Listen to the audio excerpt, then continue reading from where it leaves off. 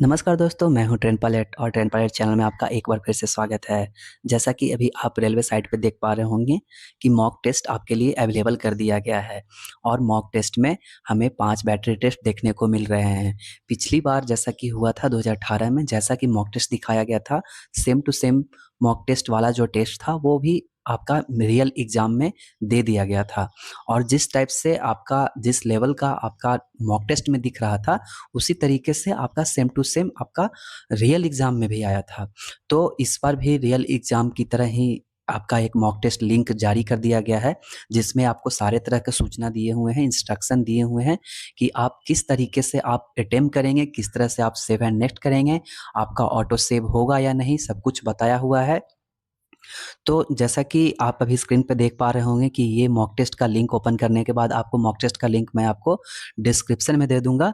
तो चलिए हम मॉक टेस्ट को आगे देखते हैं कि क्या-क्या टेस्ट हमें देखने को मिल रहा है और इंस्ट्रक्शन में हम आगे इंस्ट्रक्शन को पढ़ेंगे और समझेंगे कि किस तरीके से हमें रियल एग्ज़ाम में हमें देखने को मिलेगा। जिस तरह से मॉक टेस्ट में लिखा हुआ है, उसी तरीके से आपको रियल एग्ज़ाम में भी देखने को मिलेगा। वैसे तो इंस्ट्रक्शन आपको रियल एग्ज़ाम में टेस्ट शुरू होने से पहले आपको देखने को मिलेंगे, लेकिन उस वक़्त आप ज़्यादा माइंड को डिस्टर्ब ना करते हुए बस आपको ये टेस्ट देखना है कि कौन-सा टेस्ट आ रहा है और सिंपली उसका छोटा-सा इंस्ट्रक्शन देख लेना। बाकी इंस्ट्रक्शन आपको उस वक़्त पढ़ने की ज़रूरत नहीं है, क्योंकि आपका जितना माइंड आपका कम प्रेशर में होगा, उतना अच्छा आप एग्ज़ाम आप दे पाइएगा। तो अभी ही हम सारे इंस्ट्रक्शन को एक बार अच्छे से देख लेंगे और उसके बाद ही हम आपका टेस्ट देने का हम प्रैक्टिस करेंगे। तो हम साइन इन पर क्लिक करेंगे सिंपली। उसके बाद हमारा जो इंस्ट्रक्शन है वो खुल जाएगा। तो इंस्ट्रक्शन को हम बारी-बारी से एक-एक करके हम पढ़ते हैं। तो पहला इंस्ट्रक्शन है, यह केवल एक प्रदर्शित प्रश्न पत्र है। वास्तविक परीक्षा में प्रत्येक परीक्षण में प्रश्नों की संख्या एवं समय सीमा अलग होगा। मतलब ये जो है एक आपका प्रदर्शित करने के लिए एक प्रश्न पत्र दिया गया है। जो आपका रियल एग्ज़ाम में होगा, उसमें प्रश्न का संख्या और आपका जो समय होगा, वो बिल्कुल डिफ़रेंस होगा, अलग होगा, इससे मिलता-जुलता नहीं होगा। यह एक कंप्यूटर आधारित परीक्षण है जिसमें कुल 5 परीक्षण सम्मिलित हैं। आपको 5 टेस्ट पूछे जाएँगे।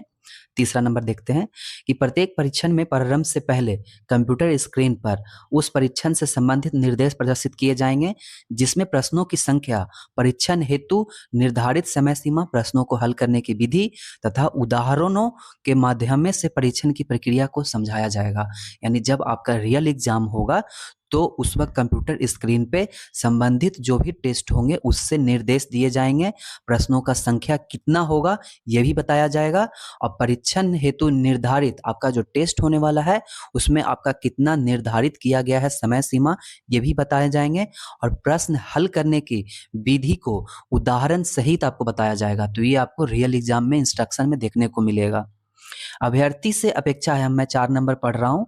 अभ्यर्थी से अपेक्षा की जाती है कि वो इन निर्देशों को ध्यानपूर्वक पढ़े और अच्छी तरह समझे, ताकि मुख्य परीक्षा के दौरान प्रश्नों को सही उत्तर दे सकें। यानी कि आप इस निर्देश को अच्छे तरीके से पढ़ लें, ताकि जो आपका मुख्य एग्ज़ाम होगा, मेन जो आपका रियल एग्ज़ाम होगा, उसमें आप प्रश्नों को सही से उत्तर दे सकिएगा। चलिए 5 नंबर देखते हैं। निर्देश स्क्रीन के बाद निर्धारित समय समाप्त होते ही परीक्षण स्वतः प्रारंभ हो जाएगा। यानी कि जैसे कि आपका पहला टेस्ट स्टार्ट हुआ, निर्देश दिखाया, दूसरा टेस्ट खत्म हुआ, वैसे ही तीसरा टेस्ट जस्ट प्रारंभ हो जाएगा। उसका इंस्ट्रक्शन दे दिया जाएगा और उसके लिए बीच में कोई गैपिंग नहीं, तुरंत आपका इंस्ट्रक्शन आ जाएगा, यानी अगला टेस्ट के लिए स्टार्ट हो जाइएगा। चलिए आपका 6 नंबर देखते हैं। पहला परीक्षण स्मृति परीक्षण होगा, यानी मेमोरी टेस्ट होगा। 7 नंबर देखिए, स्मृति परीक्षण को छोड़कर अन्य सभी परीक्षण के दौरान आप निर्देशों को दोबारा देखना चाहें, तो आप स्क्रीन के ऊपरी दाहिने कोने में स्थित ग्रुप इंस्ट्रक्शन का जो बटन है, उस पर क्लिक करके आप देख सकते हैं। यानी कि मेमोरी टेस्ट के अलावा आप बाकी 4 टेस्ट है, उसका इंस्ट्रक्शन आपको दोबारा देखना है जब आपका एग्ज़ाम चल रहा है। लेकिन वैसा कौन करेगा? वैसा तो करना बिल्कुल मूर्खता होगा कि आप एग्ज़ाम के दौरान फिर से इंस्ट्रक्शन देखने लगिएगा। तो वहाँ पे आपका जो ग्रुप इंस्ट्रक्शन है, वो आपका देखने के लिए आपको दाहिने कोने में, स्क्रीन के ऊपरी दाहिने कोने में आपको ग्रुप इंस्ट्रक्शन पे क्लिक करते ही आपका जो इंस्ट्रक्शन है, सेम जो टेस्ट आप दे रहे होंगे उसका, सिर्फ मेमोरी टेस्ट को छोड़कर जो टेस्ट आप दे रहे होंगे उसका आपका इंस्ट्रक्शन खुल जाएगा। चलिए 8 नंबर देखते हैं। आपको यह सुझाव दिया जाता है कि आप दिए गए उदाहरणों की सहायता से स्मृति परीक्षण निर्धारित समय में भली-भाँति समझ लें, जिससे आप परीक्षण के दौरान आप समय बचा सकते हैं। वही चीज़ मैं बता रहा था मैं थोड़ी देर पहले कि अगर आप पहले ही समझ लेते हैं अच्छे से, तो जब एग्ज़ाम आप दे रहे होंगे, उस वक़्त आपको दोबारा देखने की ज़रूरत नहीं है। आप डायरेक्ट एग्ज़ाम दे पाइएगा और आप समय बचा सकते हैं। वही आपका आपका 8 नंबर में बताया गया है। 9 नंबर में देखते हैं, यदि आप सामान्य निर्देश को पुनः देखना चाहें तो स्क्रीन के दाहिने कोने में इंस्ट्रक्शन पर क्लिक कर सकते हैं, ये आपको पहले ही बता दिया गया है। 10 नंबर देखिए, प्रत्येक परीक्षण के बाद 1 मिनट का विश्राम समय मिलेगा, यानी कि पहला टेस्ट जब खत्म हुआ उसके बाद आपको 1 मिनट का समय दिया जाएगा, जो आपका ब्रेक टाइम लिखेगा, ब्रेक टाइम लिख करके आएगा और आपको वो ब्रेक टाइम दिया जाएगा, ताकि आप मानसिक रूप से तैयार हो सके अगले परीक्षण के लिए। परीक्षण के दौरान आप अपने कंप्यूटर माउस की सहायता से प्रश्नों को ऊपर नीचे एवं दाएं बाएं स्क्रॉल करके अपनी सुविधा अनुसार देख सकते हैं। यानी कि अगर मान लीजिए कि कुछ ऐसे क्वेश्चन होंगे जो अगर वो किसी तरीके से छुप रहा है, तो आप ऊपर नीचे करके आप देख सकते हैं। संपूर्ण परीक्षण में स्क्रीन के ऊपरी दाहिने कोने में काउंटडाउन टाइमर प्रदर्शित होगा, जो शेष समय को, मिनट को और सेकंड को दर्शाएगा।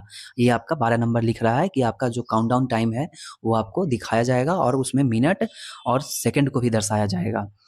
जब जब टाइमर शून्य पहुंच जाएगा तो संबंधित परीक्षण स्वतः समाप्त हो जाएगा। जब आपका टाइमिंग खत्म हो जाएगा तो वो खुद ब खुद समाप्त हो जाएगा और सब सेव हो जाएगा डेटा आपका।